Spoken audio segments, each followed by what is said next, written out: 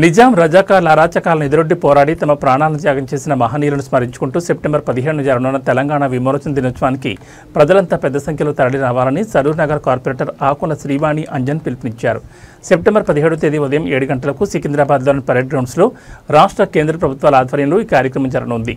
ఈ వేడుకలకు ముఖ్య అతిథిగా కేంద్ర రక్షణ శాఖ మంత్రి రాజ్నాథ్ సింగ్ హాజరవుతున్నట్లు ఆమె తెలిపారు. మీరు మీ కుటుంబ సభ్యులతో కలిసి తప్పక విచ్చేసి మన వీరుల ధైర్యం, త్యాగం, మన స్వేచ్ఛ యొక్క విలువను తరతరాల చాటి చెప్పే ఈ కార్యక్రమాన్ని విజయవంతం చేయండి అని కార్పొరేటర్ ఆకుల శ్రీవాణి అంజన్ ప్రజలను కోరారు.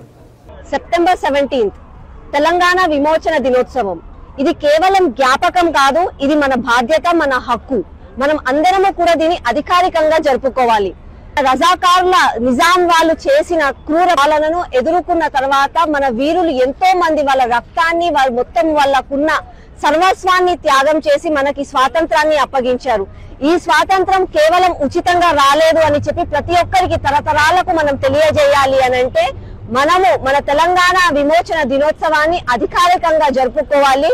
అందరూ కూడా కుటుంబ సభ్యులతో సహా 17 సెప్టెంబర్ ఉదయం 7 గంటలకు పరేడ్ గ్రౌండ్స్ లో అధికారికంగా కేంద్ర ప్రభుత్వం నిర్వహిస్తున్న కార్యక్రమానికి ప్రతి ఒక్కరూ కూడా రండి.